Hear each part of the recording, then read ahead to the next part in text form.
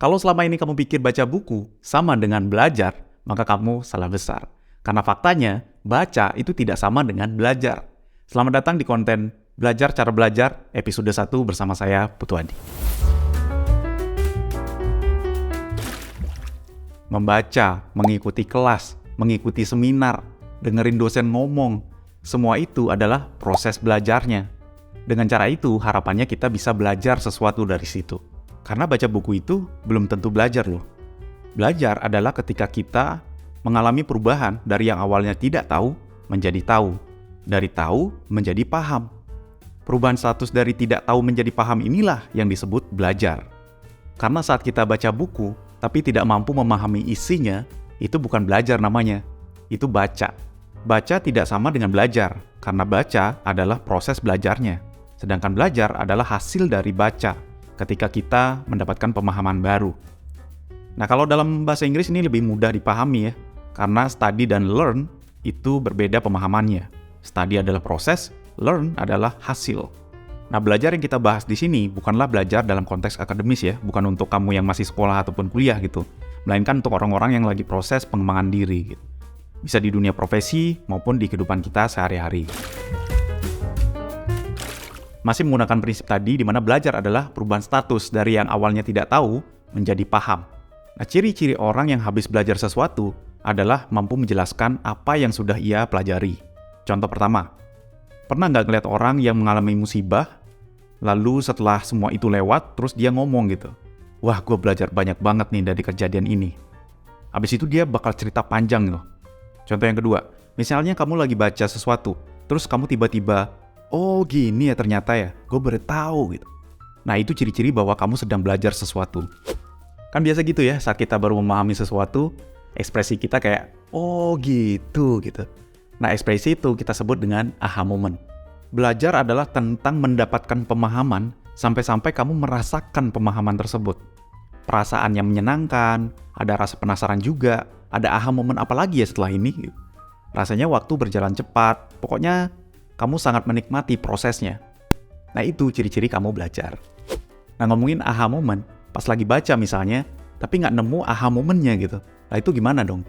Ya bisa jadi karena emang bukunya yang jelek, yang mana kemungkinannya sangat kecil ya. Atau bukunya emang bagus, tapi kitanya yang nggak punya penalaran yang baik, sehingga tidak mampu melihat informasi yang berharga di halaman sebuah buku. Ketidakmampuan penalaran yang baik juga sangat dipengaruhi oleh pemilihan topik untuk dipelajari. Nah, di episode lainnya juga nanti akan dibahas bagaimana cara mengatasi kesulitan-kesulitan selama proses belajar. Walaupun kamu baca buku setiap hari, tapi selama baca tidak mendapatkan aha momennya, nah biasanya bakal cepat lupa tuh apa yang sudah kamu baca. Tapi kalau cara belajar kamu benar, kamu akan mudah mendapatkan aha moment saat proses belajar. Karena belajar itu ada caranya, agar kamu mampu memahami sesuatu secara mendalam. Caranya, ikuti aja semua konten Belajar Cara Belajar, klik playlist yang ada di deskripsi, lalu tonton episodenya secara berurutan, nanti kamu akan paham. Mungkin ada yang bilang gitu ya, buku yang udah saya baca bertahun-tahun yang lalu, sampai hari ini masih nempel banget kok di kepala saya. Oh bagus, itu tanda kalau cara belajar kamu sudah benar, pemahaman kamu mendalam. Tapi hati-hati, ada sebuah istilah bernama illusion of competence.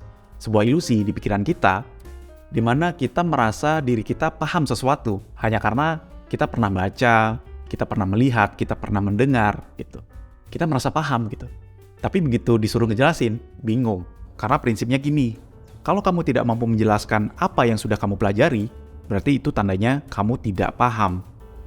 Hari ini banyak banget orang mengalami ilusi ini karena overdosis informasi dari sosial media. Merasa dirinya belajar banyak dari sosial media dan merasa pintar kadang-kadang, padahal itu cuma ilusi di pikiran mereka saja. Hanya sekedar tahu, tapi sebenarnya tidak paham. Nah, untuk topik illusion of competence nanti kita bahas khusus di episode 2, episode berikutnya. Linknya bisa kamu cek di deskripsi.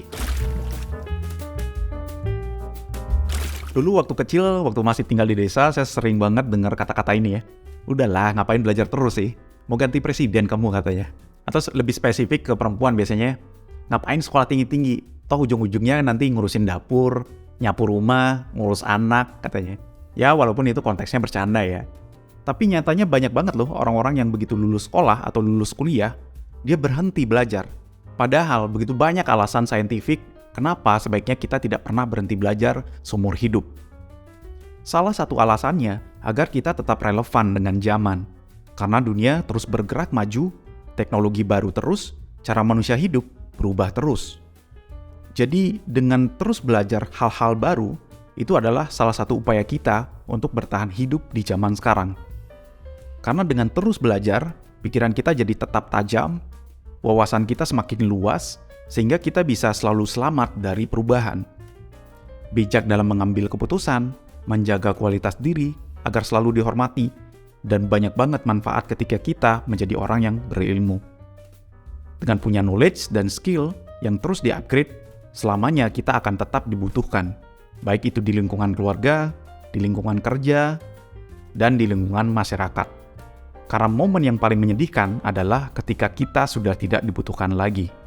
Maka dari itu, jangan pernah berhenti belajar, karena knowledge dan skill harus terus di-upgrade agar selalu relevan dengan zaman. Di episode berikutnya, kita akan bahas sebuah fenomena yang bernama illusion of competence.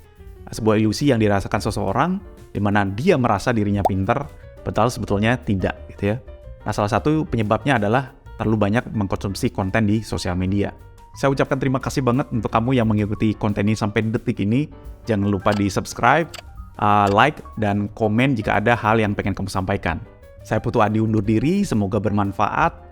Sampai ketemu di episode berikutnya. Dah.